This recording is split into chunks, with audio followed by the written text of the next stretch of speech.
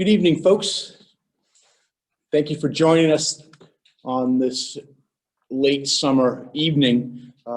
This is a very special opportunity for myself, Peter Souza, the town manager, as well as Chief Donald Melanson, to be able to hear and listen to our community, to you folks as community members, and what your thoughts, your experiences are, and what your questions are regarding policing in Windsor. This is opportunity for the chief and I to listen. We will be able to answer questions as we go through the evening. We want to keep this as informal as possible. And given the virtual nature of the meeting, we do have some procedural steps that we're going to go through. But really what we want to do tonight is listen to your thoughts, some of your experiences with the police department here in Windsor. So before I turn it over for some procedural steps, I'm going to ask Don Melanson, our police chief, to be able to provide a few introductory comments, and then we'll open it up just momentarily. Great, thank you, Peter. Good evening to everyone, and thank you for joining us tonight. After several high-profile incidents across our country, policing in the United States has been at the forefront of many a conversation. Our goal is to continue that conversation with our residents here in Windsor. The Windsor Police Department understands that only in partnership with our residents can we provide professional and constitutional policing to keep our community safe. Over the past few years, the police department has conducted numerous community outreach programs and events to provide opportunities for our officers to interact and get to know our citizens. Some of these include our Youth Engagement Officer Program, our Community Relations Officer Program, and events such as National Night Out, Community Block Parties, and Coffee with a Cop events. Tonight, we would like to provide an opportunity for you to share your experiences with the Windsor Police Department. It is our goal to be as transparent and to continue dialogue where we can fill our town's vision, which is to create an environment where the dreams can come true for individuals, families, and businesses. I look forward to our discussion and how we can best meet the needs of our community. Thank you, Chief. We do have a fair number of participants this evening, and so we look forward to hearing from each of you that would like to share tonight. And so what we're going to ask is, now I'm going to turn it over to Scott Colby, who's our assistant town manager, and Scott's going to provide just some basic instructions of how to be recognized this evening, and hopefully we'll have a good conversation. We are scheduled for an hour and a half, and so we'd like to be able to hear from folks one time around, if you will, and if we have time, we'd love to be able to have give people a second opportunity to join in on the conversation. So with that, Scott Colby, can you provide some basic instructions? Yes, thank you. Good evening, everyone. If there is anyone from the public who would like to speak, you may raise your hand on your computer if your device has the microphone capability by selecting the participants icon on the Zoom menu bar and then clicking raise hand, or by dialing *9 on your phone. When you are called on, you'll be prompted that you are now unmuted. For clear communication, we ask that you do not place the call on speakerphone.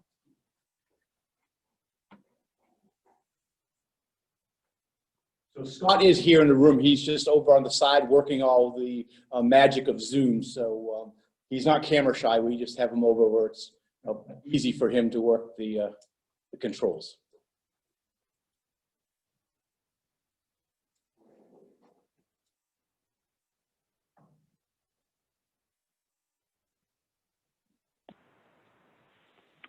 Hello, this is John Dunn, 15 Strawberry Hill, Windsor. We have a situation in the neighborhood here on stop sign violation.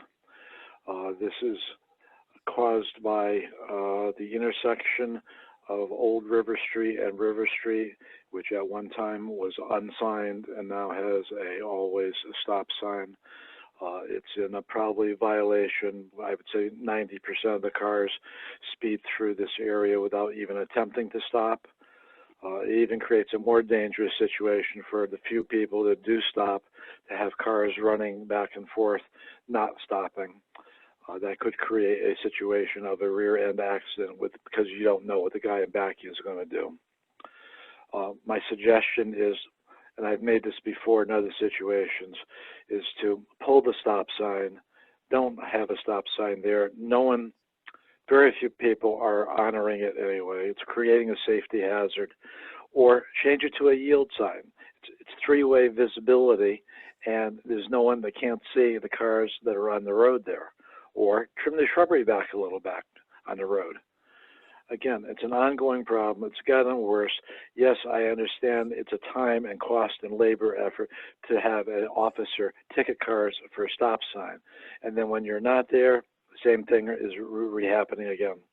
Second issue is we have a speeding car in the neighborhood with a lovely loud muffler by deliberate intent, which loves to go through the neighborhood, probably on his way to where his or her way to work at 1:05 a.m. on weekday mornings. Wakes us up, I know that. Don't know about other people. Can't imagine that they wouldn't be woken up. Again, I don't know how it's solved. Otherwise, the person would have to be stationed at midnight to watch for cars coming through. Very irritating. People get away with stuff because they can get away with stuff. Again, that's my situations for speaking tonight. Thank you very much for considering my request and listening to my situations on Strawberry Hill. Thank you very much. Thank you, Mr. Dunn. You're welcome. Thank you. Just so you know, John, that Captain Power is off to my side over here, so he's taking notes that you provided the time and the days of the week for that loud muffler. It's definitely something we'll look into. Midnight Yes, officer. we'll keep track of that very well. It's not hard to not be woken up. Thank you. And we'll work with the town engineer about that intersection also. Thank you for calling. Thank you.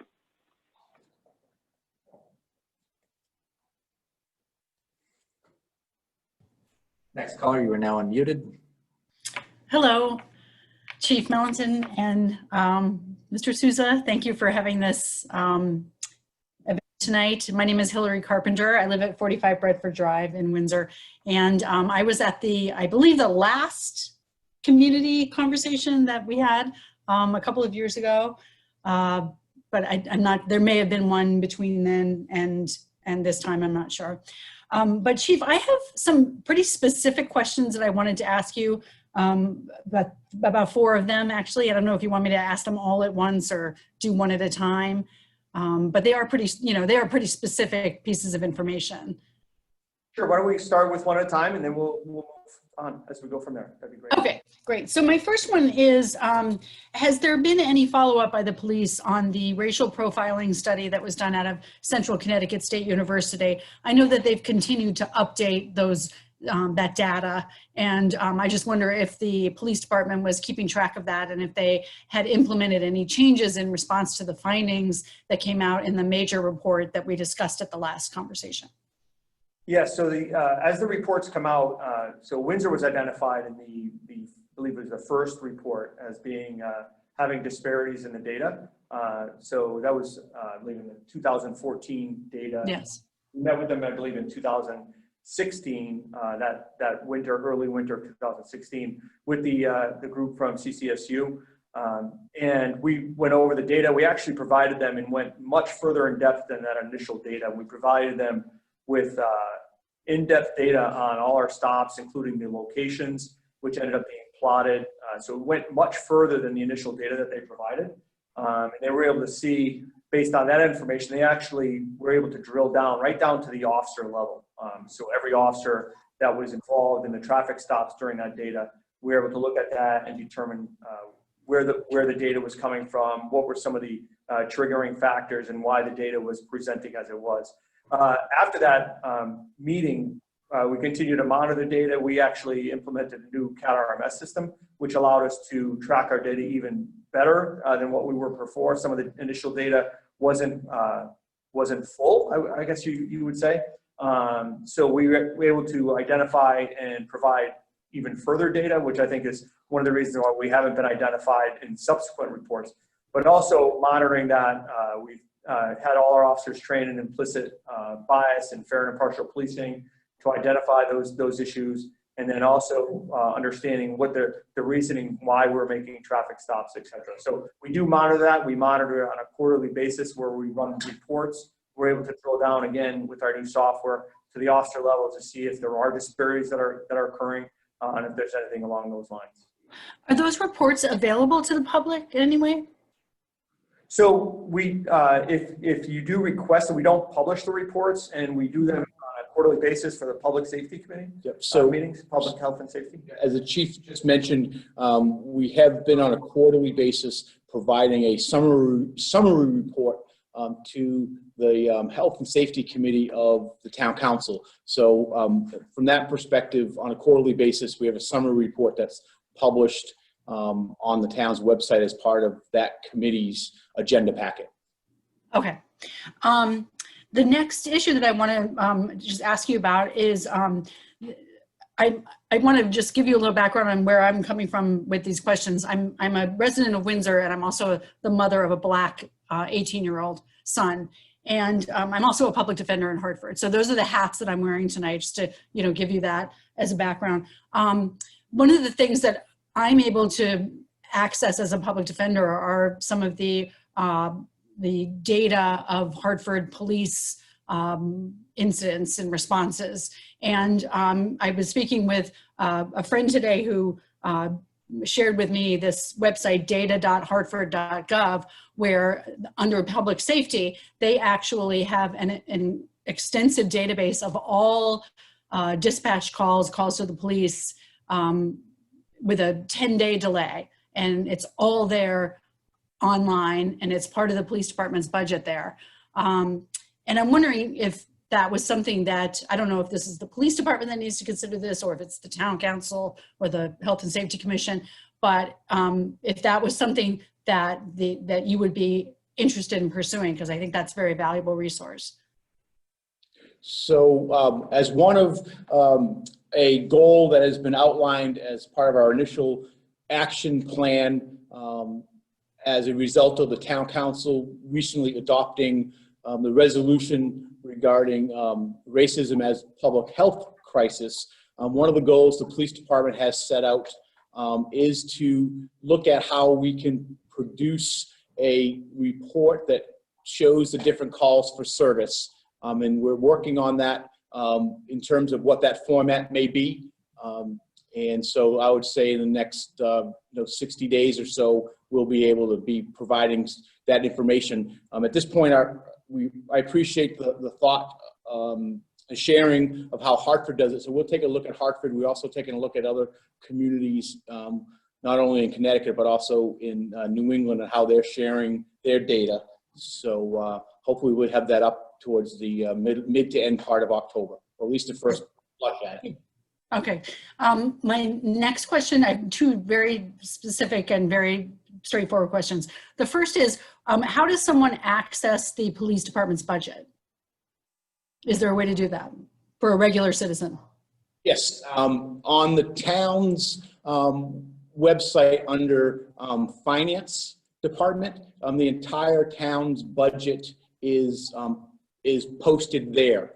And so that's the place that I would guide you to initially. And if you have trouble finding that, please feel free to give us a call here at Town Hall, and we'll be able to walk you through that. And Chief, is there a link to the policies of the Windsor Police Department with respect to body camera and dash camera use? So not for our one, we are in the process of purchasing body cameras right now. That's something that hopefully by the end of the year, we should be in the process of rolling out. We do have a in-car cruiser camera policy that isn't published. That is something that we can publish. We just recently published our use of force policy, our citizen complaint internal affairs policy, along with our crisis intervention team policy online. So that is another one that we can look over, make sure that there's no security issues, but that's something that we should be able to publish. Okay. And then I just want to conclude with a statement to the chief, and I'm sure you'll probably want to respond to it, but it's not a question. I was at the vigil on the town green where you spoke after the killing of George Floyd. And there was a statement that you made that really jumped out at me. You said that this would never happen in Windsor. And I was frankly kind of shocked at that statement because I thought that I'm certain that people in Minneapolis also thought it could never happen in Minneapolis. And I'm sure that people in Kenosha, Wisconsin, which is a city with a lot of similarities to Windsor, probably thought that could never happen in Kenosha either. And I think that it's a naive position to take. I understand that it comes from a place of great pride and confidence in your force, and I understand that. But that is something that could absolutely happen in Windsor, and we cannot fool ourselves into thinking that it couldn't. Again, thank you for your comment. And I was speaking very specifically about an officer who was so indifferent to the pleas of the citizens around what was actually happening for, 9 minutes in a video. That was what I was speaking to about not happening in Windsor. Right? Again, I would be, like you mentioned, very naive to think that our officers would never be involved in a deadly use of force situation. It's obviously, every officer's, worst nightmare to become involved in something like that. It's nothing that we, look forward to or, plan on. But we do know that the possibility is always there every single day we go out on duty. So I was speaking very specifically about the callousness that was presented in that one particular video. So again, that was where my comments were directed. It was not directed about the overall deadly use of force regarding police officers. So I hope that kind of helps clarify that a little bit. Thanks for clearing that up. I'm done monopolizing the meeting. Thanks for calling, Hillary. Thank you.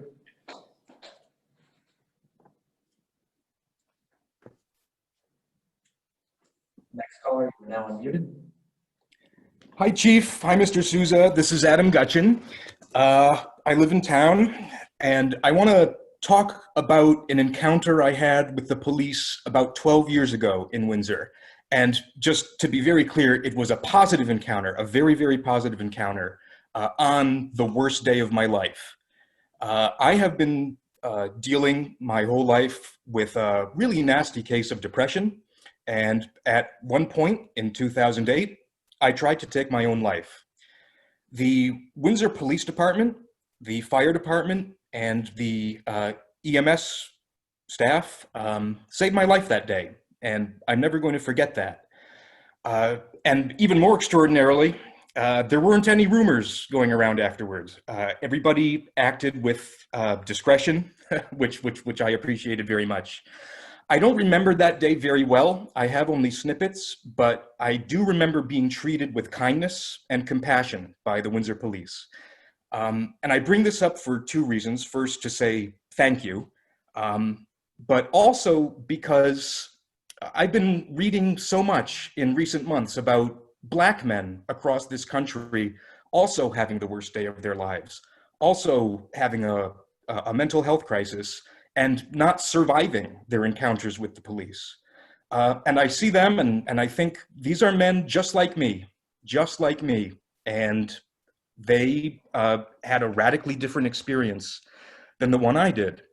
I was so pleased last year when the town council was able to add a mental health clinician to the police department.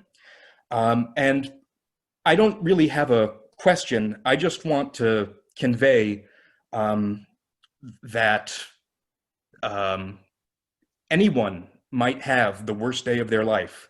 And no matter the color of their skin or anything else, I want to make sure that we in Windsor all can have the confidence to know that there are procedures in place, protocols, and most importantly, the training to make sure that these men and women having the worst day of their lives are able to be treated the way that I was treated. Thank you. Thank you, Adam, for sharing. Thank you very, very much. Absolutely. Thank you.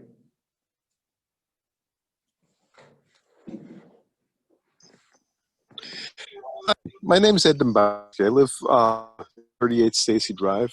And, you know, we've been hearing a lot of things come up about different incidents that happened recently and some going back some time about, you know, negative police interactions. And the common defense that comes up is we hear that the officer acted in in a consistent manner to their training.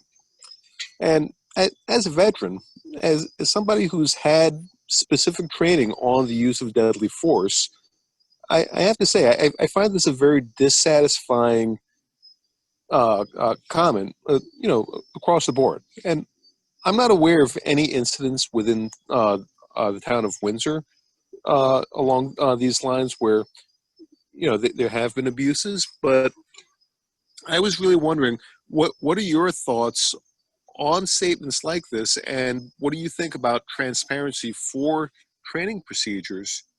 You know, as you have with the military. I mean, in the military, all training documents are publicly accessible by anyone, and anyone in the United States can get pretty much any non-classified training document, you know, either free or a nominal charge for downloading it. So, no, absolutely. I think, you know, one, being transparent is very important to show what types of training we do provide our officers, what training goes through. I do believe that the Police Officer Standards and Training Council, which is the certification organization by the state, which dictates all police training for initial officers and then recertification, publishes the training that's required by officers. Obviously, along the lines with certain techniques and practices that, you know, we would not reveal just because of the ability to, you know, take that away from our officers. But I think being transparent and open is above all the most important thing, and to make sure we don't rush to judgment, look at all the facts in any type of situation, and to review every situation and to learn from as we go forward. So, and I'll add to what the chief said, we're looking for this winter to have several, I'll say, mini police academies for citizens to join, in which we'll be able to give a little bit of a look at the different training that the officers get, as well as the operation of the department. And so that will be officer-led.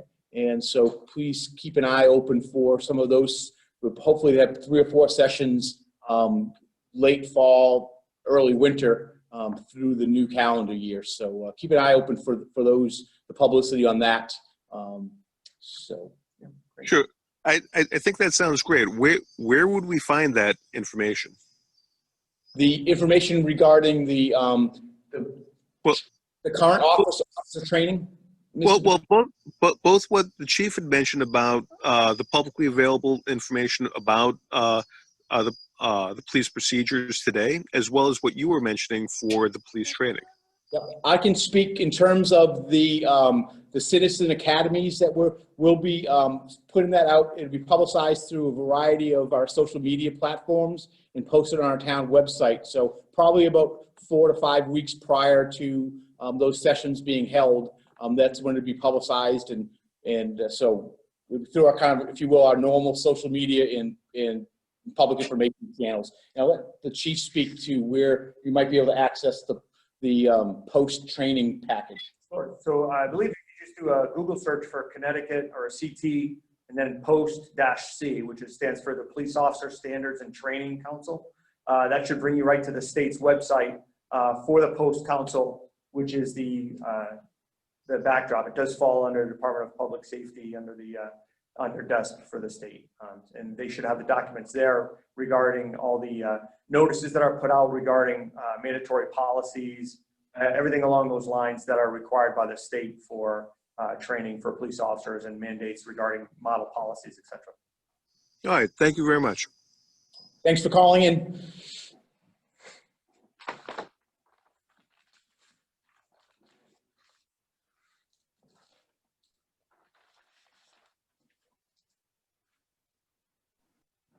Next Hi, call. Peter. Hi, Chief. Thanks for hosting tonight. Really appreciate this. Couple of areas. One, I would just like to support the comment that Hillary Carpenter made regarding public access to police incident data. I can't speak highly enough about what Hartford has done with data.hartford.gov and what the state has done at data.ct.gov. They've just done an exceptional job about opening up a huge array of municipal and state data that allows basically oversight by the citizenry.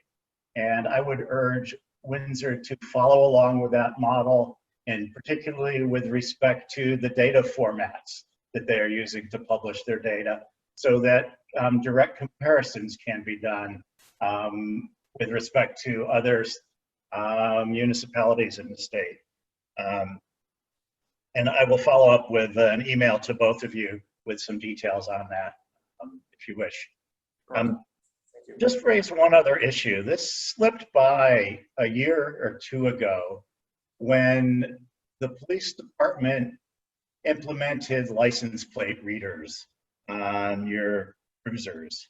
And an issue of capturing that data and passing it up the chain for recognition in a database, I think deserved much more attention and discussion at the council and at the citizenry level. I spent a career in Silicon Valley, and I understand where this data goes and how hard it is to control it. And I don't have confidence now that Windsor can keep its data in its own purview, as opposed to allowing it to go up to the federal level and enable tracking in ways that are extra constitutional. I would hope that the town can adopt a data privacy policy that would bring more scrutiny to increased surveillance among the citizens. And this is not out of paranoia. This is about upholding fundamental constitutional rights for privacy and freedom of movement. Appreciate any of your reflections on that. Sure, I'll reply, Eric. Thank you. So one, we don't keep the data here at Windsor. So the system that we decided to go with specifically to address your concerns is in lines with the Connecticut State Police, in which it's only a 90-day retention period. And I do know the state police worked in conjunction with the Connecticut ACLU to follow best practices as far as data retention and data sharing. So none of that data is shared with outside resources other than we don't even actually have the ability to share it. It's all controlled by the state. So that was taken into consideration when we were deciding what vendor to go with and then what practices to follow. So, but don't they integrate with the Homeland Security Fusion Center for the state? So I'm not sure who the state shares data with, but I do know that data is only maintained for 90 days. By the state, but I would like to see some assurance that it doesn't get passed on elsewhere.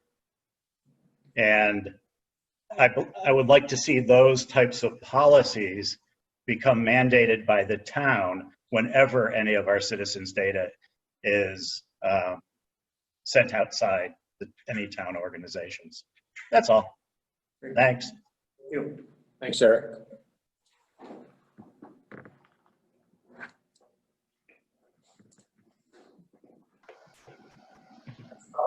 We're now unmuted. Hi. So I'm the mother of a 17-year-old boy as well as a 10-year-old girl. And with everything that's been going on, I have to be honest with you, my children are terrified. Anytime they see a police officer, no matter the circumstances, there's always this hesitation or them being terrified. They have Snapchat, they have TikTok, all these different things. So they've seen videos. As much as we talk to our children as parents, what is the police department doing to bridge the gap in the community so that we can have trust here in Windsor? That's a great question. So one of the things we've done, especially over the last few years, is embed officers with the town's Parks and Rec and then the Youth Services Bureau, where we've had officers involved in the camps. We have officers going to our youth engagement officers. We have 2 officers specifically assigned to work with the middle and elementary schools. That's in addition to our officer that we have at the high school. Really just to reach out and to have those communications with our children. And then the different events, whether it's the community block parties, the National Night Out, things along those lines. And we reach out in many different ways, whether it's our car safety seat program, where our officers are helping new parents to install car seats. So really any type of way that we can reach out and interact in a positive way with our community, we'll do so. I do want to offer you, if you have time and feel free to call and say, hey, we'd like to have an officer swing by and let our officers just meet your children and have a conversation, and to really show that we're part of the community as well, and that we don't mean ill will on anyone, and that we're there to help serve. Thank you. Thanks for calling in.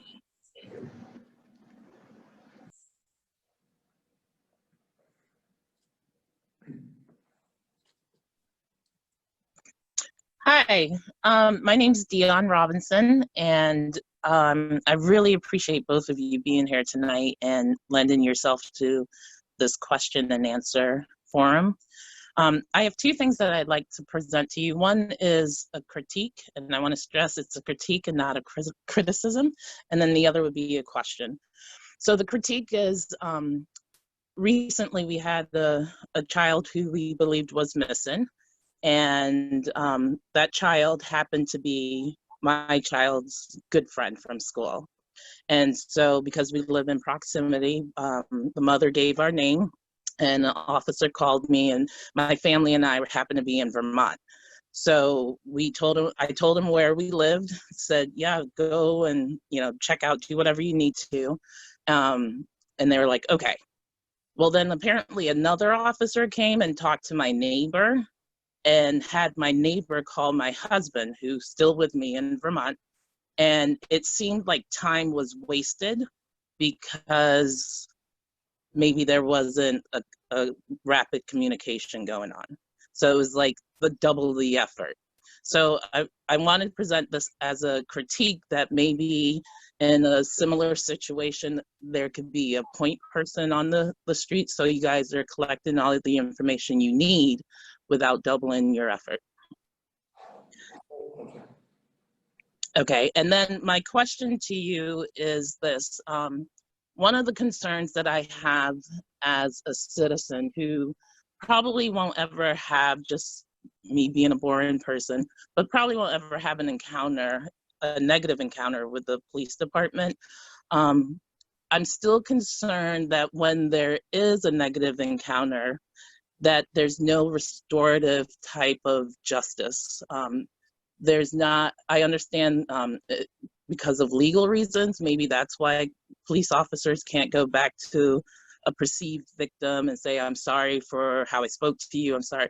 But it seems like when we watch these things on TV, it's very egocentric, maybe on both sides. Something occurs like a shooting, and we hear about an officer being cleared because they followed procedure, but we don't hear about how that officer restores the faith of the police for their action. And I'm wondering if that's in your playbook, or could it be? Thank you. No, thank you, absolutely. And, I believe the town manager is on the same page as us, is that, transparency is above all, first and foremost on our minds whenever something happens, an incident happens where, the police are viewed to, that doubt about trust with law enforcement is there. And it's to be open and honest and to have these conversations, no matter how hard they may be. I think that's the most important thing. That is always something that I will carry forward is to have these conversations and to look at things analytically and how best to really kind of make sure that our reputation within the community is upheld and how we can do the best to, make sure we ensure that, maintain that trust that we've developed over the years and years of service. And I know there's been situations when, certainly not the case as extreme as you hypothetically you presented, but when there has been a conflict or a complaint between a resident with an officer. I know the chief and the administration at the police department have at times to resolve that, brought the officer in or the officer supervisor in to have a conversation with that resident so that the officer has a better understanding perhaps of what occurred and be able to have a conversation. Now, that doesn't happen each and every time, but I am aware of several times when that's occurred as part of a way to make sure that folks are hearing each other, as well as you say, to perhaps mediate and mend some fences if need be. Thank you. If I could just ask real quick too, do you guys recognize, not you two specifically, but as a collective force, that there really is an inherent distrust, I should say, or mistrust for police officers by some communities of color? And I ask that because I think if you acknowledge that, or if we all acknowledge that, encounters can be approached differently, and maybe hostilities are tempered because we both recognize that, there is an underlying issue there. And I say that because as someone who has witnessed officers engage young people and come at them like they're their teenage friends, like talking in, Ebonics, or just as opposed to just being themselves and saying, hey guys, what's going on? It's almost patronizing from the beginning. So I'm wondering if, I don't know how to end that, but I'm wondering if you can acknowledge that in some way. Yes, so that's one of the things when we talk about implicit bias training and how do we educate our officers to understand the historic meaning for certain communities and their relations with law enforcement. So it's something at the forefront. That is something that they're actually, with this new law, is that they're adding that to the curriculum for newer officers as they're coming forward also.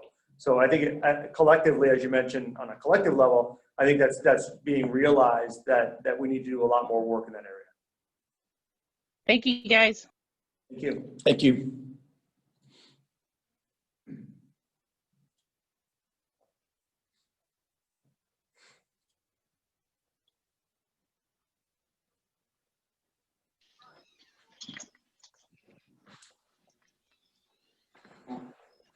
Next caller, you are now unmuted. Hello, good evening. Am I unmuted? Yes. Well, hello, Chief Melanson, Mr. Souza, Nichette Blackburk, 83 Milo Peck Lane. I wanted to share this one more time. You've heard me say this from the dais and also in health and safety committee meetings, that I really appreciate the police department, the work that they do. And a caller mentioned, her children having real fear about the police. And I've said time and time again that I think the community events are important, but really want to just call out one more time, having officers in our community all the time, not at just community events. I don't know if those officers could be dressed in a different uniform, but I think if police officers take time to really understand what is going on in the various communities here in our town, in the event an incident occurs, it will be easier to address. So while I think National Night Out is wonderful, I've participated here in Windsor and other places, there just has to be intentional effort to really understand what's happening with young people, especially in the community, in our schools. I know we have school resource officers, but not just an event, but all the time, taking the time to really understand what's happening. So if you see two young people having a conversation or what you may view as a disagreement, you'll be able to assess differently if it's really a disagreement or is that just them, you know, playing around or horsing around. So just wanted to say that one more time.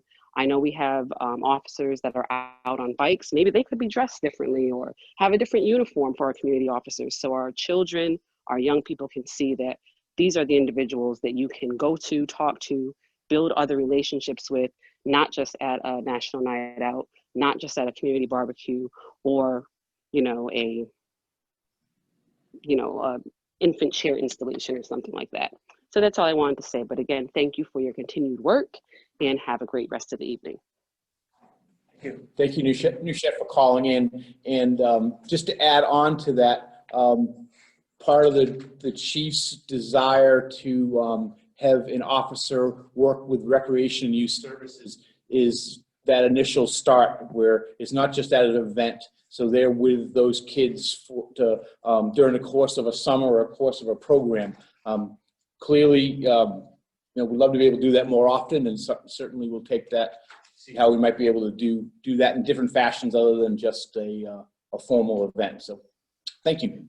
Thank you. And one last thing, I don't know if you could speak to, I know another caller did talk about the work of the mental health clinician.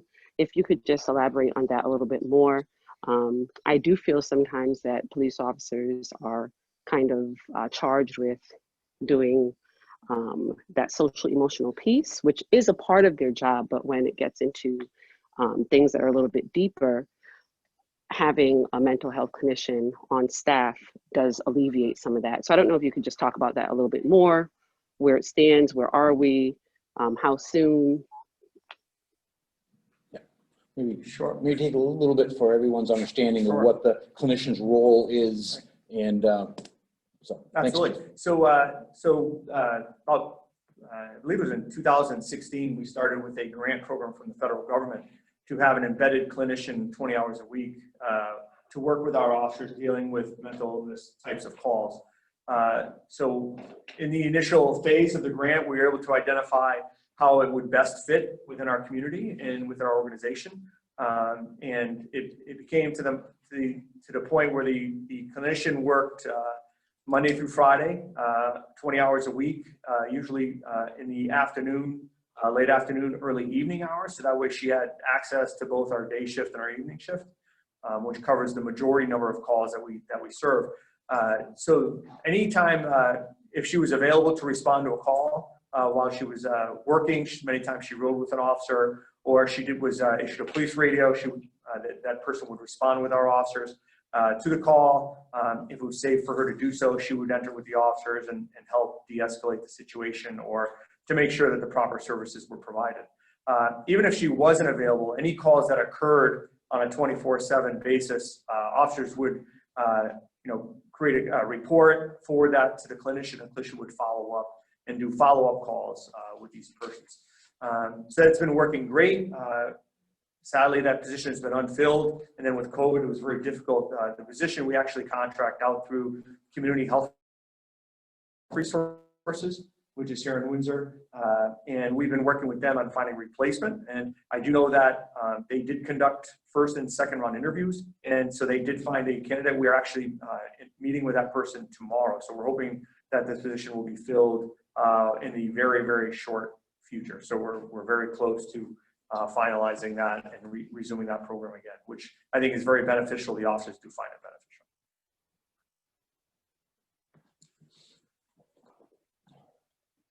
Thanks, Tom.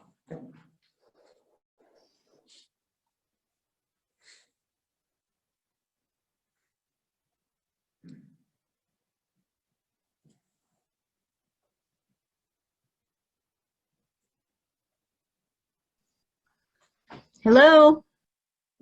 Evening. Hi. I wanted to follow up on the youth aid thing. Many years ago, we were unfortunate enough to have a troubled teenager, and through her contact in the swim program, she eventually was persuaded to become a police explorer. And I would have to say that the relationship and the intervention between the officer, that the individual that she worked with was not yet an officer, but he is now. and the officer that she most often interacted and rode with, who's now retired. But between the two of them over a 2-year period, I would really say that they played an instrumental role in getting her head straight. And I think it's an amazing program. And I do hope it gets the attention and the respect. I think it could really help, especially some of these kids that are afraid. Our daughter had literally no respect for any authority figure at all, most especially us, but any authority figure would do. And it was working with them, riding with them, doing things with them, that she finally understood that a quote unquote authority figure was a real person with a real job that was not such a bad thing. So it's a really good program. And I hope, I would really like to hear more about it. I've not really seen anything about it in years, you know, being publicized. But I did want to say that because I think it could really help a lot of kids. One of the things that happened during our 4 years of real hell, I was really surprised. We had an incident where she took off. We had a pretty fair idea where she was. It was not in Windsor. And we went to the police department. We spoke to an officer, and he said, well, if you're sure she's in X town, call them, ask them if they will go over to that house, speak to her, see if she's willing to let you pick her up and bring her home. So we did that. And when we called there, we were quite rudely told, if Windsor wants to intervene, let Windsor drive themselves over here and they can go talk to her. We're not going there. She's 16. If she doesn't want to go home, she doesn't have to. And they hung up on us, and they never did help us. She eventually came home under her own steam, but to me, I'm curious to know, is there a cutoff age at which point you don't intervene anymore? And well, if the kids left home, they've left home. You know, or would you work with another town if the parent said to you, I know this is where my kid is. My kid is 15 and the person that she's with is 23 years old and has a track record of doing this kind of thing with younger kids. Well, you know, would you have worked with the other town? Because they sure didn't when we needed them. Windsor was willing, but the other town wasn't. Right. Is there any kind of policy? I mean, do towns react the same way? Was this just a bad night for somebody in a bad mood? Yeah, so you bring up a great point, and you know, as far as juvenile law, which has progressed tremendously over the past numerous years. You know, there's been a raise the age where now, you know, in the past, 16 years old was considered an adult for courts. It's now 18. That occurred a while ago. I'm not sure how far back it was when you. Oh, it was quite a ways, believe me. Steve finally lived to grow up. No, it's changed tremendously. And now, as a matter of fact, and not only with juveniles, but the entire missing person type incident, where any police department that receives a report of a missing person now has to act on that. They can't just pass the buck. Like even though Windsor may have helped you, that wouldn't be allowable today. So our policy now is that if you call to report, even if you're calling from Rocky Hill or from Haddam or some other community, it could be even out of state. If you call us and make a report to us, we're obligated to be the lead agency until another agency agrees to take on that lead. So I could, you know, in today's day and age, that's something that probably would not happen. Okay, very good. Go ahead. How are we coming with the new building, and do you plan on having an open house for residents to come see it? Great. Yes, the new facility, the new police station at 110 Addison Road is been officially moved into this week by the police department, and we are planning a community dedication open house for the latter part of this month. So next week we'll be finalizing the date and time, and so you'll be seeing some publicity starting next week. So we appreciate all the community support in terms of funding that project, and it's a fabulous facility, and we really look forward to showing it to the entire community. So if anyone needs to go to the police department, they don't go to Bloomfield Avenue anymore. No, everyone should go to 110 Addison Road, which is at the intersection of Day Hill and Addison. And what people do by happenstance, go to Bloomfield Avenue. There are signs that will direct folks to there. And as usual, that the station is occupied and staffed 24 hours a day. Okay. Thank you. Thanks. And Chief, want to talk a little bit about the Explorers? Because Ms. Roby had asked a question about kind of a current status of that. And I think it's police cadets now, Yes, not the yes, Explorers. the Windsor Police Cadets. Sorry. Well, it's actually still a very strong program. I believe they have over 45 members, Cool. youth that are involved in the program.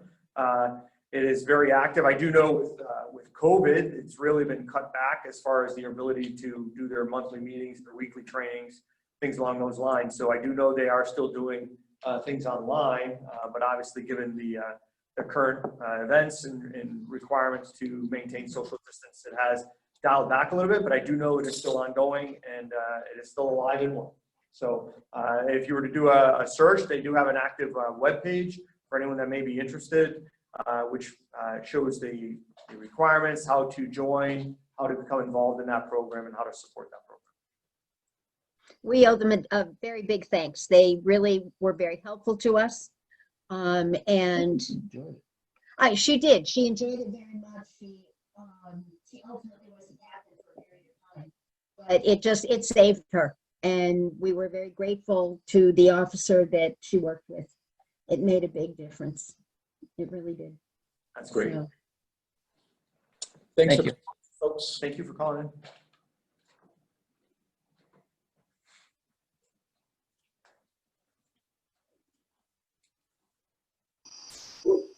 Caller, you are now unmuted. Hi, yes, Sally Grossman, Niles Road. I just had a quick question. I was born and raised in Windsor, and its diversity is one of the main reasons why I decided to raise my children here. I was just curious as to the racial makeup of the police department in Windsor. Stats. So our department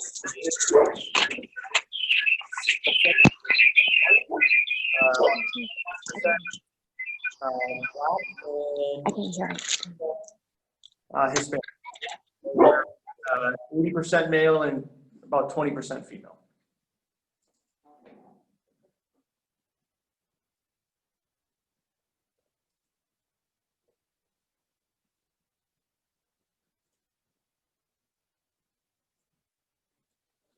I think Sally had to step off for a second, so. And Scott, why don't we go to the next one, and then when Sally gets available, she can give us a call back. Okay.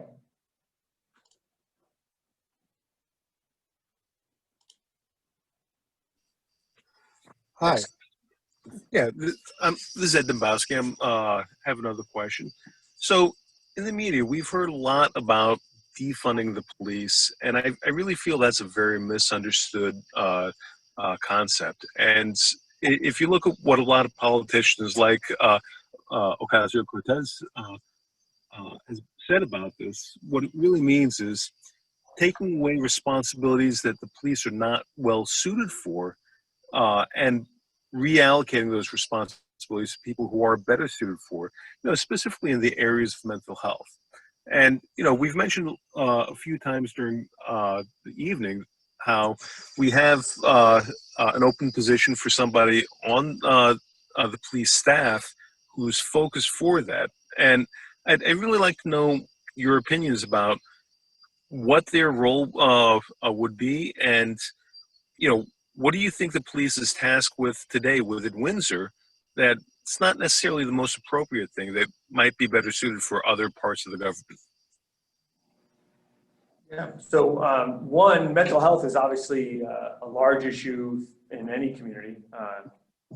One of the things that, in addition to our mental health clinician that we have at the police department, that position, there's a mobile mental health crisis unit that our officers can utilize to call if they're at a scene when they're dealing with someone in crisis. Many times, and I think what we see in a lot of communities is that, when people have an issue or someone to call, they don't know who to call, so they call the police department. And most communities really, as far as providing resources, especially on a 24/7, 365-day basis, it's very difficult. So a lot of that falls on the police. We haven't really looked and see what kind of services that we could remove to pass on. It is something that we look at and really kind of try to work with other town agencies to spread the load. So we do work with our social services department, our parks and rec, our, the library, just different programs in town, our zoning, things along those lines to work together. And I'll let the town manager kind of enhance on that. Thanks, Chief. I'll just add that there is a good cooperation amongst different departments. And as the Chief said, part of the challenge is the police officers are the first responders. And but I think we're continuing to look at the issues of mental health is critical, and how we may be able to support the officers, and in some case doing a different type of triage when those calls come into dispatch, because there may not actually be a crisis situation that's occurring or a public safety crisis. Those individuals need to be in touch with someone that necessarily may not have to be a police department. And so we'll be looking at that to how best can we provide those services. And it may not be services that the town directly provides. It may be through a contractual arrangement or a collaboration with groups that are best suited to provide those type of services. One of the areas that continues to grow, at least in the last 3 or 4 years for us, is the issue of hoarding. Folks have that situation where often the police department is called first for another reason. And so that's an example that we have a collaboration between a variety of departments here in town, our Human Services and Social Services Department and our Building Safety and Health Department combine, and the police department usually is able to hand that off pretty quickly after they've done that initial assessment. And so those are some of the things that, some of the quality of life issues that the police department, again, because they're here 24/7, but there could be noise complaints, they can be unregistered vehicles or junk vehicles. Those are areas that we're trying to identify additional resources that we can perhaps take the load off of the officers, because we do ask the officers to be everything from a social worker to a mediator to police officer. And so, so those are some of the things that we'll continue to look at and perhaps reallocate resources or identify new additional resources. Yeah, I definitely agree with what you're saying about the triage being the key point for that, because I don't think it's fair to expect the police officer to go ahead and have this plethora of skills that they weren't given and then be dissatisfied with the outcome when they're dealing with situations they're not prepared to deal with. Absolutely. Calling in other parts of the town infrastructure is critical for this, and I do appreciate you bringing that up. Great.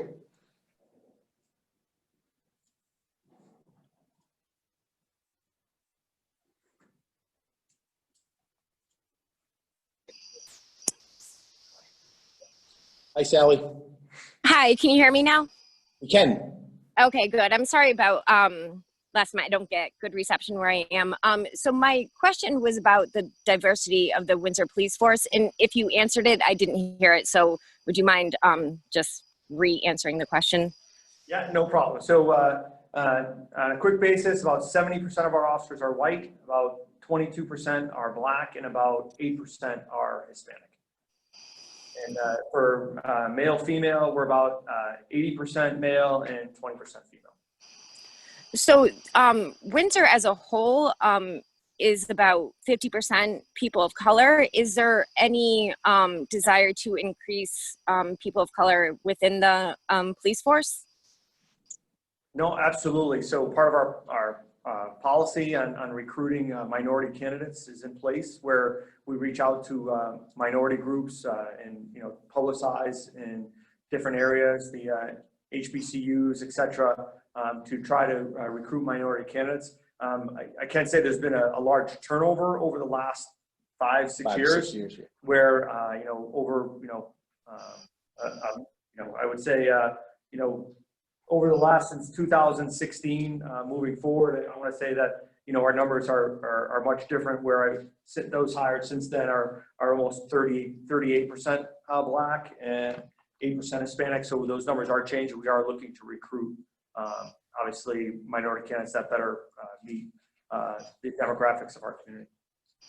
Okay, thank you.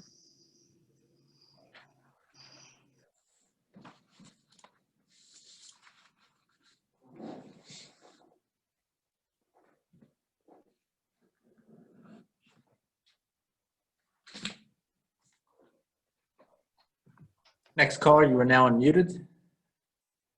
All righty, thank you. I just wanted to bring a note for an expression that's been utilized, and they keep using the expression minorities. And people of color are not minor, they're not less than. Minorities is a dialogue and vocabulary word that needs to be actively changed. And so I'm going to make a notation that when you're communicating and talking about people of color, you use such terms to better address that. Great, thank you. Thank you.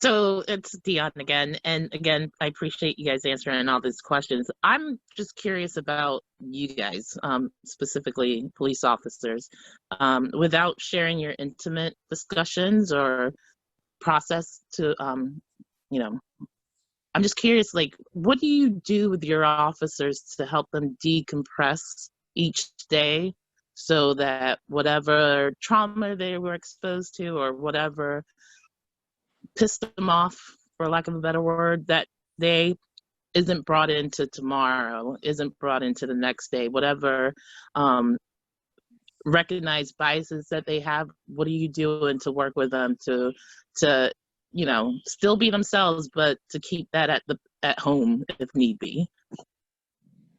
So one, at the end of each shift, our officers get together with their supervisors to discuss what happened, to roundtable that, to share information, et cetera. So that's the first thing is that I think anyone that's been involved in any type of critical incident, talking about it's probably one of the best things that you can do. So that's the first thing that we do on a daily basis. Two, we have two different programs set up in the department. We have a peer program, which is employees that are trained to be employee assisters, to be that ear for those to reach out. They've undergone training to identify employees that may be struggling, whether it's work-related or home-related, and they're that confidential ear that if it doesn't affect their employment and their ability, they can go out and reach that and provide services. And we also have a employee assistance program that we have available for all officers 24/7, where they can be referred or that's available to them should they need any assistance. So we do provide that on a regular basis. And then in addition, oops, I'm sorry. I'll just chime in on a town-wide, organization-wide basis. We have a employee wellness program, which a fair number of the officers do participate in. That offers everything from kind of lunch and learn type of programs that range from nutrition, kind of mental health wellness, to physical wellness. And then we also have a program where we encourage employees, they can earn rewards for participating in different physical activities and events. So that way there, that officer also is able to engage with the rest of the organization as well. So they aren't just feeling like they're in a silo called the Windsor Police Department. I think that's awesome. I'm curious too, are you looking at what's happening across the country and having your own conversations about these events and what you can take from either a practice as far as law enforcement or being more sensitive to the climate that might exist in Windsor that you were unfamiliar with before, but it's coming out because of all of this nationwide stuff?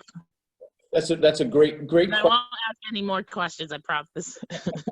That's a great question. And so I'll speak first from an organizational-wide perspective, and then I'll let Chief Melanson speak to some of the efforts that are ongoing within the police department itself. So on a town-wide organization, approximately 24 months ago, we had all of our full-time employees and regular part-time employees go through an unconscious bias training session and workshop. Again, just being able to make all of us aware that we have those unconscious or implicit biases. And so we've done that in the last 2 years.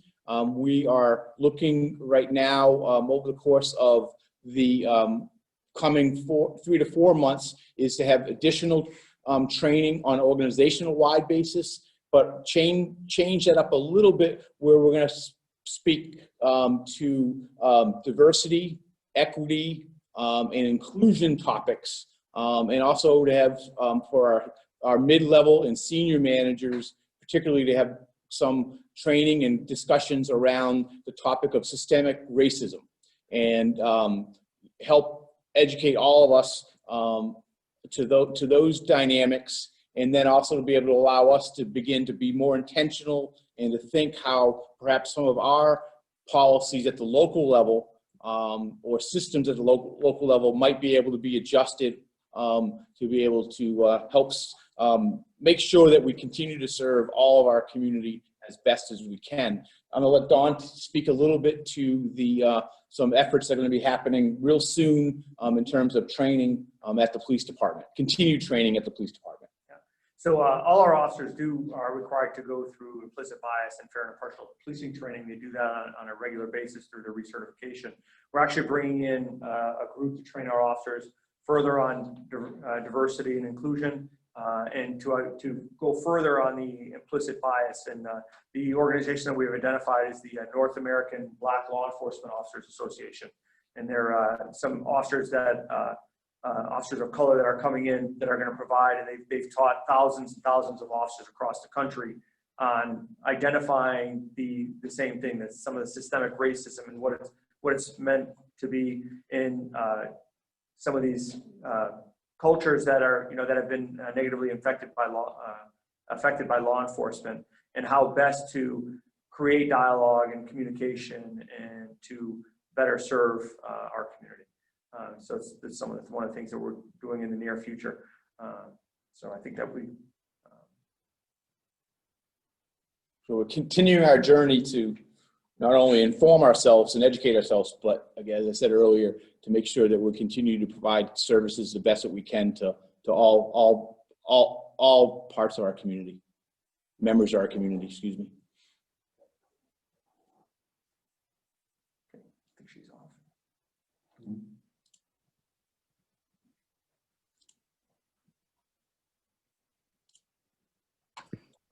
Next caller, you are now unmuted. Thank you. Good evening. I kind of want to piggyback off of what the previous caller just mentioned.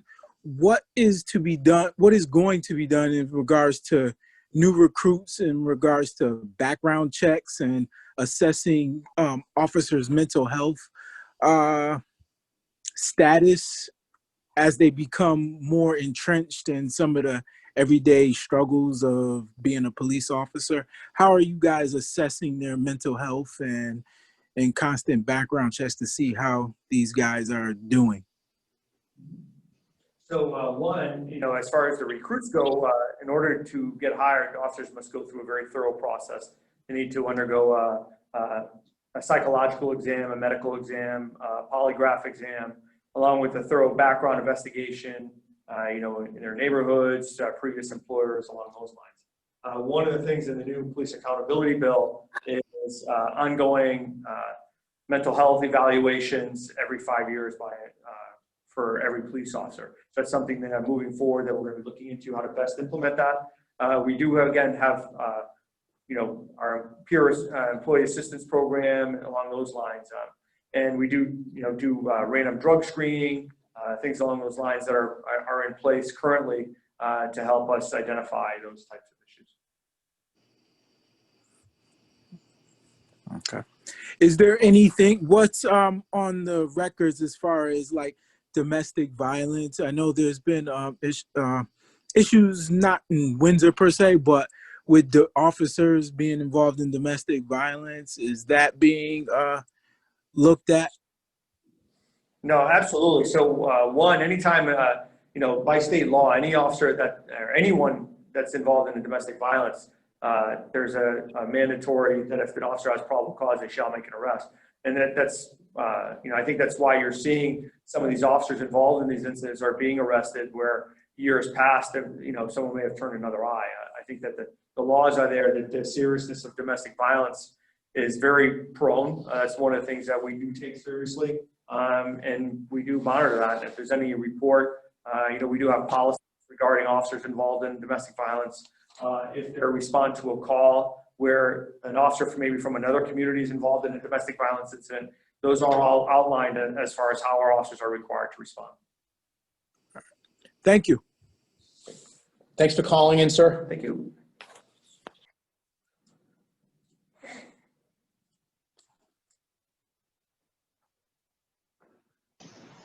Am I unmuted?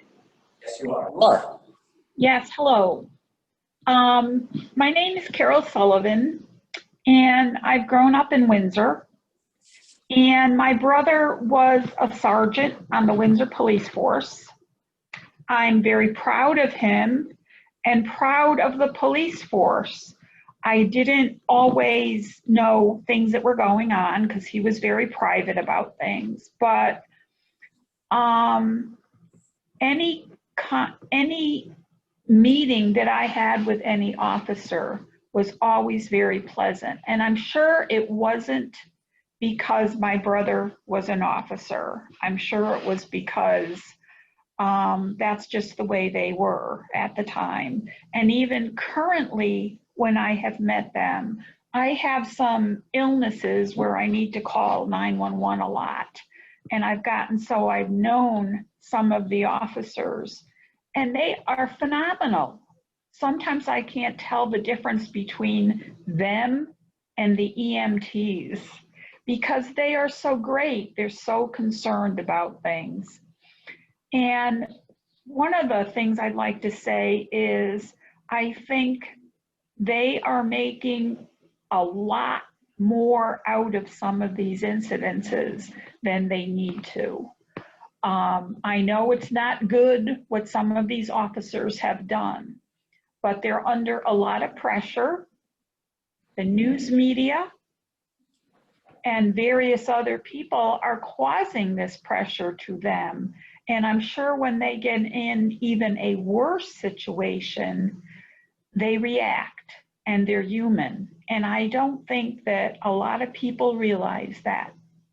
I think that we need to help our officers in Windsor know that they're respected and that we back them and we really appreciate the efforts that they make. I personally have never had a problem, but I just wanted to tell you how I felt and kind of why I feel that way. Thank you very much for calling in, Ms. Sullivan, and we appreciate those, and I'm sure the chief will convey your messages and your sentiments. Absolutely. Thank you. Thank you. Thank you very much. Please do that. I know a couple of times I've written notes into the police station because I've had a very good experience with someone, and I don't know if the chief gets it directly or not. But I believe in complimenting people as opposed to always complaining. I think it's very important to do that. And thank you so much for your presentation tonight. Great evening.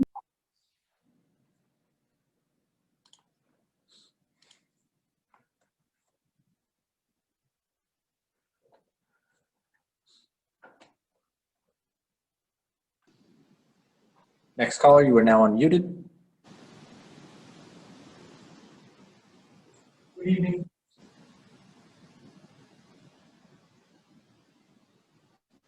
Hello, Grant?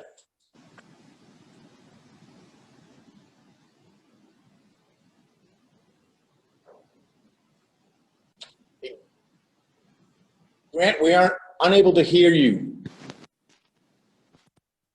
I apologize. Can you hear me now? We can. Thanks for calling in.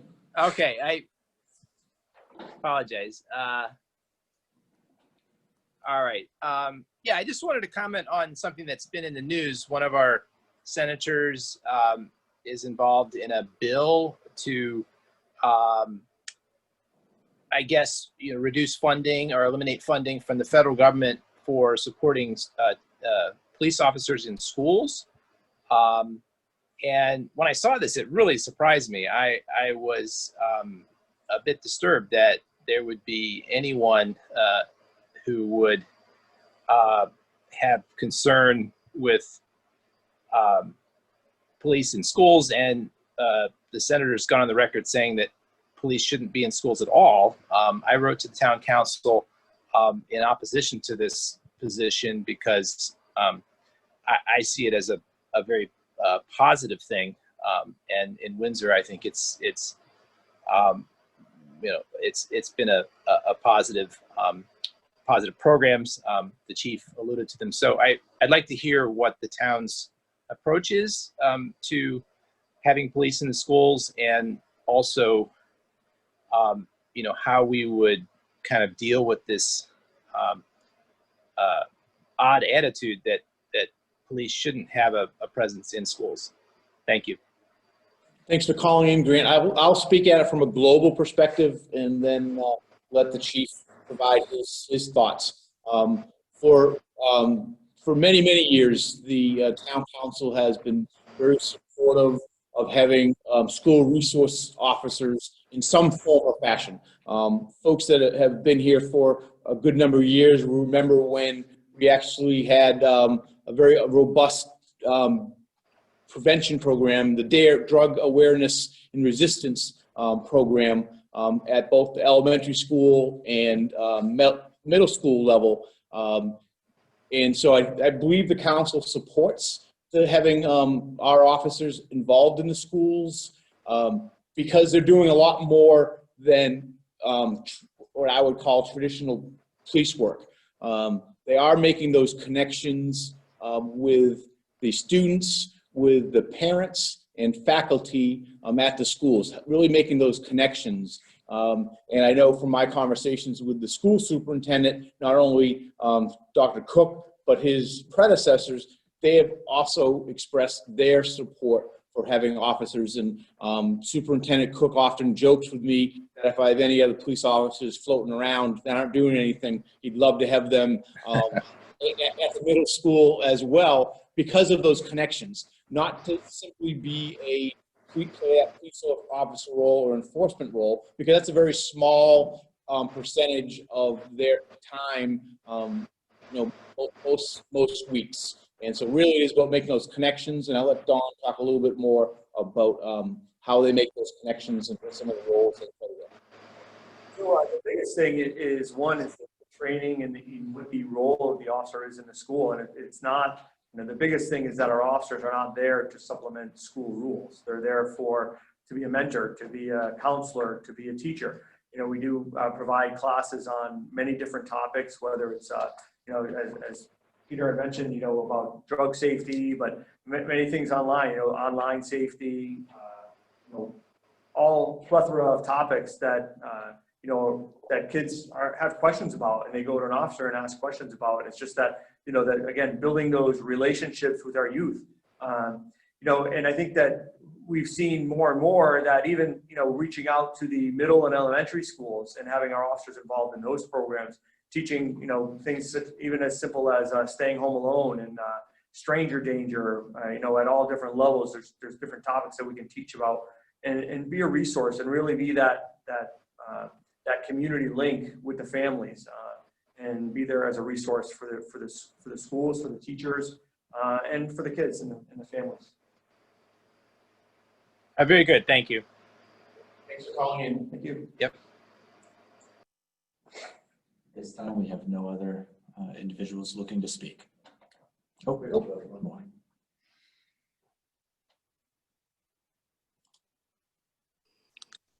Hi. Hi. I actually just had a question regarding the last caller. In regards to police in the schools, are there arrests being made by these officers in the Windsor public school system? So one of the things is there's a very few arrests. I'd be naive to say that, there's no crime that occurs. Many times it would be something serious. We do stress that we don't want, our goal is not to disrupt the school environment. So many times it'll be something after the fact.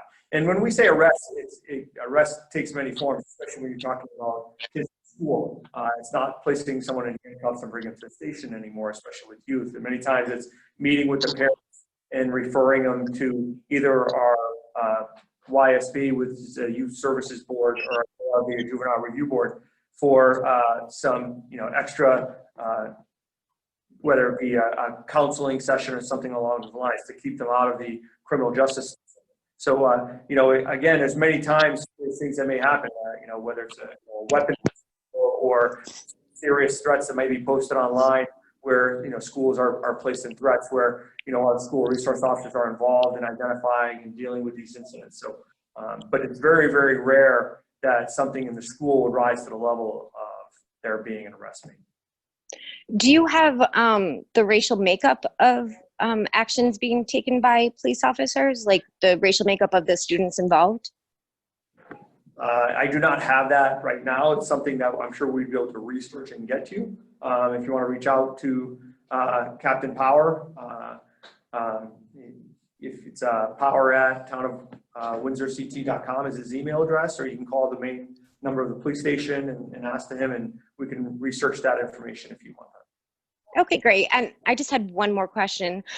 Is there a citizen advisory board in the town of Windsor to address any concerns with the police department?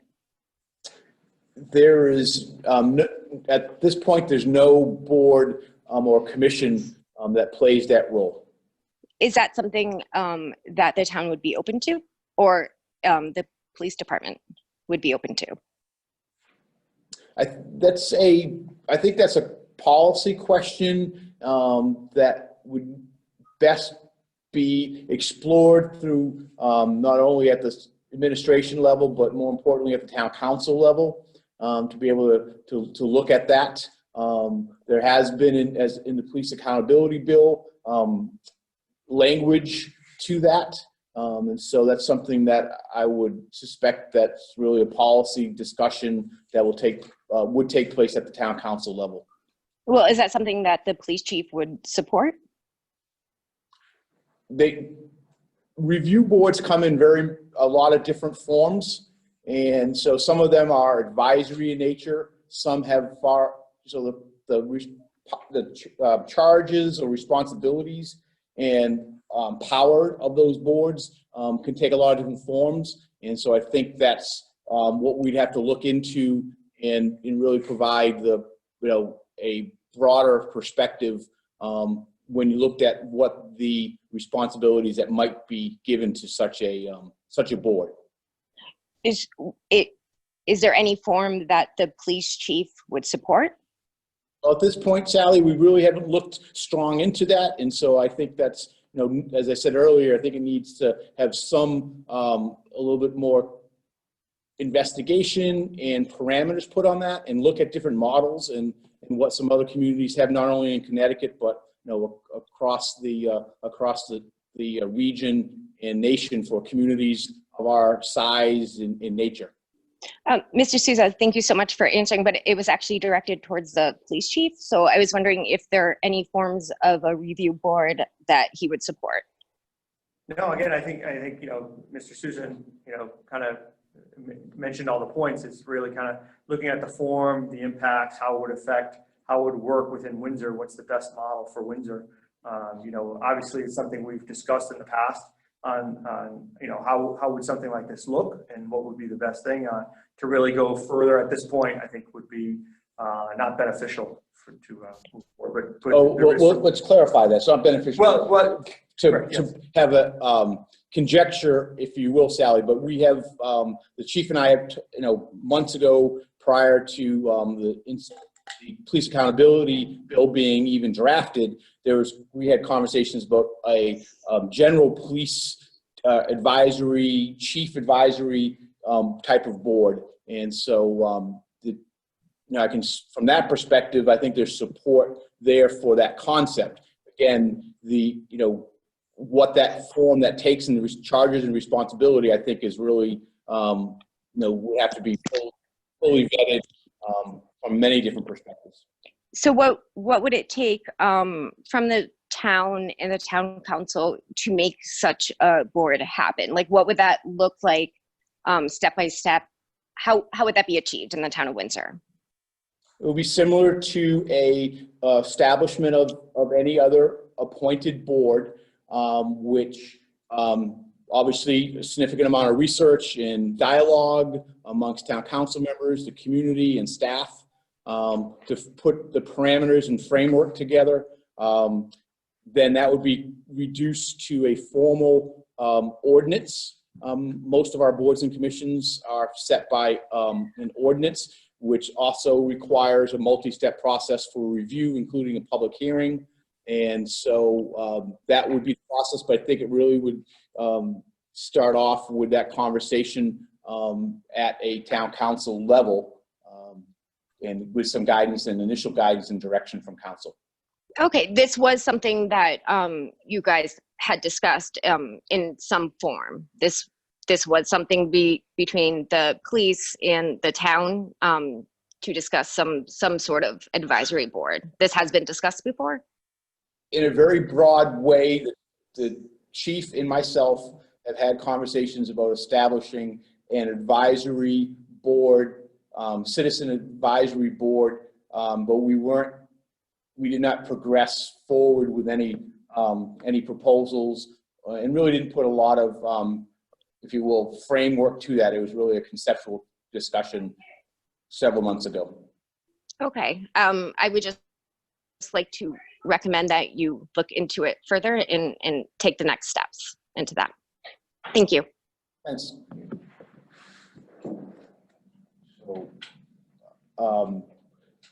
I need to have double check here. We got a handful of folks that would like to speak. A number of you have already spoken. Just checking technically, do we have a hard stop at 8:30 or does the Zoom continue? I think it's a hard stop, correct?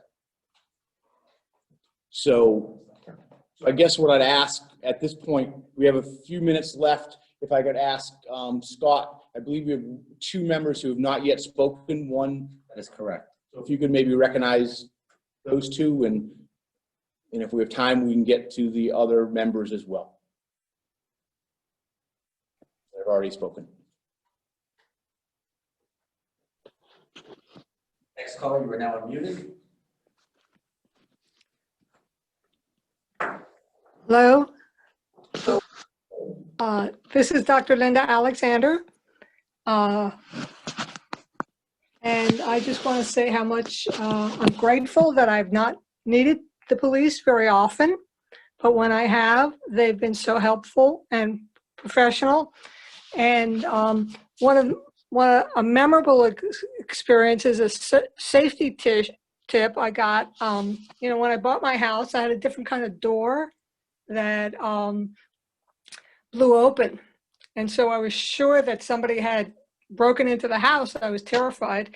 Police came, they didn't laugh at me. We looked in all the closets, under the beds, and then they gave me a safety tip. And they said, well, for this type of door, when you close it, make sure you hear it click. So a very simple thing that they taught me when I've carried that tip with me, and it was so important. It's just, make sure that your door is latched, make sure you hear the click. And I was just so grateful for that safety tip, and also that they were so professional and understood, how worried I was and how upset I was, and they did a safety tip check in the house. So I just want to say thank you, and we have a wonderful police department. Thank you. Thank you, Linda.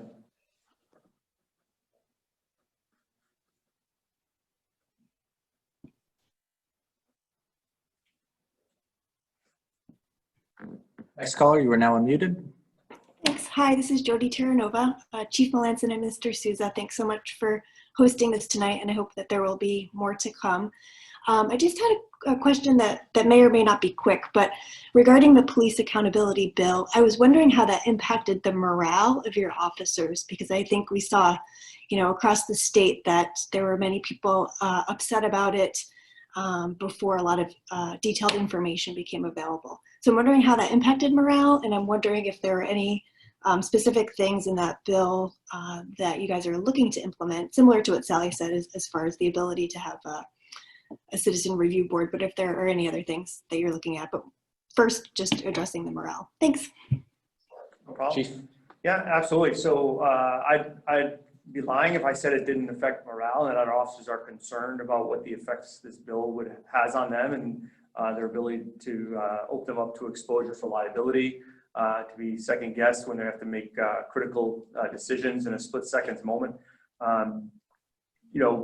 One of the things that myself and our command staff is doing, and our supervisor staff, is reassuring them that we've made tremendous improvements in the police department over the last several years, and we do have the support of our community, and that we work in a very great community, and that if they do the right thing, that we're going to support them. The community's going to support them. Providing appropriate training, things along those lines, to make sure that they follow our policies, our procedures, and that we do the right thing. It is a concern. There are officers that are talking about potentially leaving earlier than they normally would, and officers that are eligible to retire are exploring their options, because it's a very difficult time to be a police officer in today's day and age, even though there is a lot of support. And one of the things I keep saying is that I know for myself, when I'm in uniform, I've had numerous people come up to me and thank me for our service, and there's a lot of people that are doing that, and I know that they're doing that to our other officers as well. We are fortunate that we're in such a great community where we do have the support of a large number of our community, and we're here to work with our community to make things better. Anything? Thank you. Great. Thanks, Jody, for calling. Yes, thank you.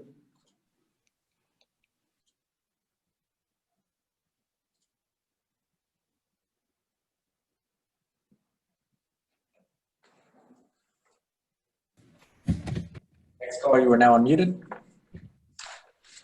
Randy McKinney, 334 Conestoga Street. Two quick, a statement and a question, and then I'll get off so you can just answer. One is, I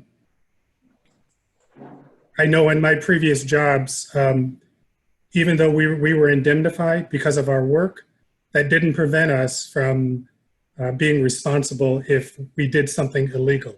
So it seems to me that no police officer should be, just like any other job, be able to do something that's illegal and not have to suffer the consequences, just like everybody else has to on their job. The second thing is, a lot of the bad stuff that's happened over the years, I think in part has been because other police officers covered for bad policemen. And so what I want to know is, Chief, are there discussions or trainings or what's going on to make sure that if a police officer was to see something that was wrong, that they would feel comfortable bringing that forward to their superiors so that it could be dealt with, because so much happens because, not so much, but stuff happens because you cover for someone because you're afraid not to, or the ramifications of it, when you really should be providing that information, just like, we ask any person, if you see something, say something. Thank you. You got two parts there. You've got the culture of law enforcement over the years and how that has changed and needs to continue to change in some ways, but also you got the policy and procedure perspective. So Don, why don't you speak to that? Sure. So as I mentioned, the previous culture in law enforcement, there was a culture of, staying silent and, don't rat out the guy who's going to be responding to the next call with you. That has changed over the last 10 to 15 years, especially over the last, 10, even more so, and 5, putting in place policies, procedures, training, educating our supervisors to the requirements, strengthening policies and procedures, and enacting, duty to intervene language in our policies, duty to report any misconduct, things along those lines. So that's important to do that and stress that. We do review it with our officers. We just issued a recent quiz to our officers on our use of force policy, which specifically identified some of those key issues: that duty to intervene, duty to report, things along those lines when they're required to, which is all the time, whenever they see an officer using force that could be deemed excessive or unnecessary. So we do stress that. Our supervisors stress that. Every use of force in Windsor is reviewed.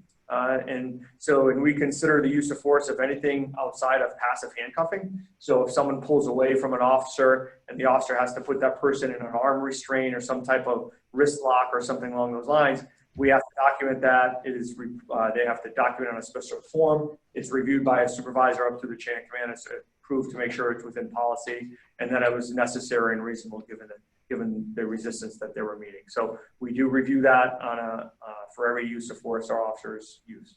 So thank you.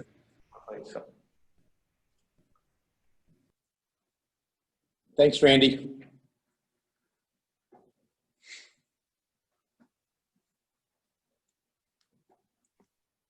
Next caller, you are now unmuted. Hi, this is Roberta Luby from Rivertown Village. Thank you for this opportunity tonight. It's been very interesting. I've learned a lot. My experiences here with the Town of Windsor Police have all been very good. I mean, I've predominantly had situations where I was facing a health crisis in my family. And I've always been met with both the police and the EMTs and so forth with just wonderful empathetic support. But what I wanted to ask tonight, there's been a lot of discussion about the crisis intervention team. I'm very happy to hear that you're very close to refilling that position. But obviously the pandemic has escalated mental health concerns and issues nationwide. So I wanted to ask about crisis intervention training, the CIT training that the Department of Mental Health and Substance Abuse offers, that DEMIS offers. Is that something that is offered to all of your police officers, or is it just a small percentage that actually take that CIT training? So one of the things is that initially, going back to, I believe, 2005, we really jumped on board on the crisis intervention training where we've been sending our officers to we've hired so many new officers recently that they haven't gone to the full 40-hour or 80-hour week programs that are offered. However, every officer now receives training in the police academy on crisis intervention. So they are receiving, I believe it's 16 hours during their academy that they're receiving on that training. And then it's reinforced through their field training officer. And then as the training becomes available, we're sending officers regularly to make sure we get back to all our officers obtaining that fuller week to 2 week long program to make sure that they are trained. So it is something that's ongoing. It's finding the availability, working it into the schedule to make sure our officers are receiving that full training. When you say availability, is that a funding issue or just the ability to take the 40 hours at a reasonable time? Correct. It's not a funding issue at all. One is the availability of classes because these programs are offered throughout the state. However, thousands of police officers from many other departments are going. So many times they'll only offer 2, maybe 3 spots per police department at a time. So it's finding that training. So and then working out through the officers' schedules and staffing requirements to make sure that we can send officers. But as soon as those trainings are available, we are sending officers when they are available, when the classes are available. Okay, outstanding. I'm really glad to hear that. Thank you. Thanks for calling in.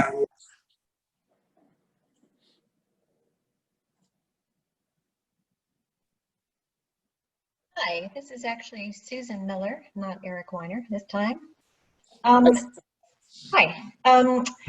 There was recently a very disturbing article in The Guardian the end of last month, and this was the headline, white supremacists and militias have infiltrated police across the US. And they identified links between serving officers and racist militant activities in more than a dozen states, and one of those states was Connecticut. So what I'm wondering is this on your radar, and how do you address this? How do you make sure it's not happening here? So one, absolutely, it's on our radar. We check that. As I mentioned earlier, our hiring process is very, very thorough. We assign detectives to go through extensive background processes, including polygraphs, psychologicals along those lines, and many questions like that are asked, and so they actually have to pass a polygraph, which very few other professions actually have to do that. So we do that, and we do follow through to make sure that our officers are abiding by all the rules and laws, and checking social media, things along those lines to make sure everything's appropriate. So we do keep an eye on that. We do actually screen for that in our hiring process. Is that something that's different than other departments? Because they did say it was found in Connecticut. Yes, I do. Again, it'd be interesting to see what the timeline of that was. I do know there were other communities where there was an issue with some tattoos that were deemed to be considered white supremacists, and the agencies dealt with that. I don't believe those people are any longer police officers. So I do know that in speaking with other chiefs, that is something that is definitely reviewed upon, and anything along those lines is definitely a terminable offense. So they would not be a police officer in any town that I know of, knowing the chiefs of police. It's very encouraging. Thank you.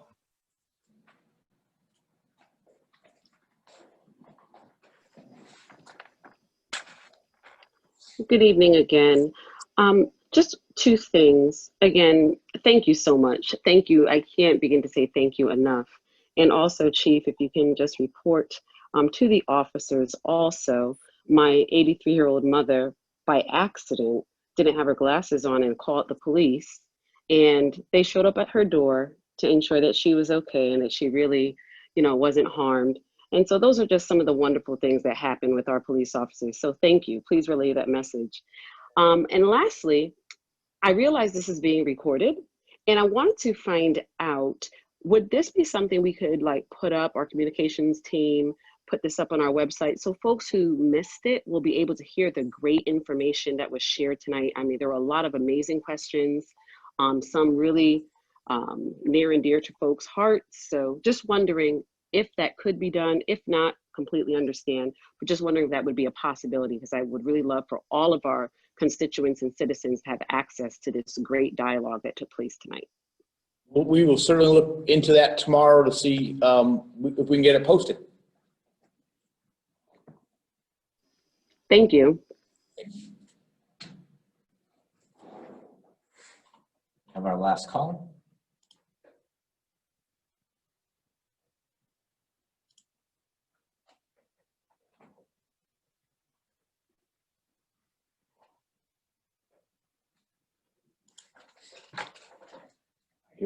I hear a bunch of clicks over there. Diane, are you Ms. Robertson? Oh, sorry. I think I might have done that by mistake. Sorry. Okay. So great. At this point, Scott, I don't know if we have any other folks that have raised their hand. I really appreciate all of you joining us this evening and for sharing your experiences. It's provided additional insights and better understanding for myself, and I know for the chief and Captain Power, who's here, as well as our assistant town manager, Scott Colby. So again, I really appreciate that.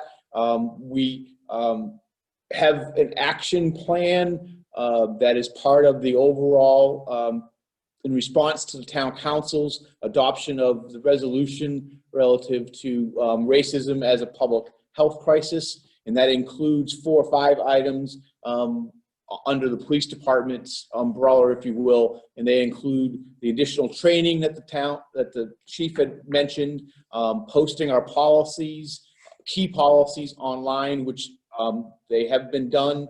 We mentioned earlier about data and setting out different data sets onto the police department's website. So that's forthcoming and will be incremental in nature as we gain those, set those models up.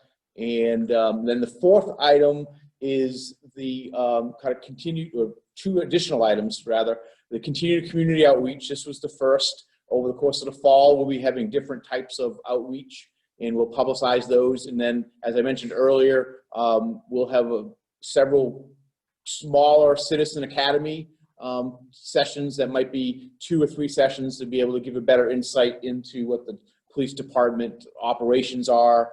And then the last item is that the town council, within the FY21 budget, which we're currently in, had allocated dollars for body cameras. And this has been on our radar screen for several years. And so the council has allocated dollars. And so the chief and his staff are currently looking at vendors and evaluating vendors. And the goal is to be able to have that decision made in the next 30 to 45 days so that implementation can occur around the first of the new calendar year. So we are moving forward. And Chief, do you have any concluding comments? I just want to say thank you for everyone that called in and some great questions and some great feedback and insight. Again, we're always open to listen and to have conversations with anyone, whether it's in a smaller group. Feel free to give us a call at the police department, myself, the captain. We can have officers come out to neighborhood groups or create smaller groups if you had any questions, just to reach out and further the conversation. I think it's, we all have what's the best interests of Windsor in mind and how we can best provide public safety in town. So thank you for everyone that participated. Everyone have a great Labor Day weekend. Be safe and hope you had a chance to relax. Take care. Thank you.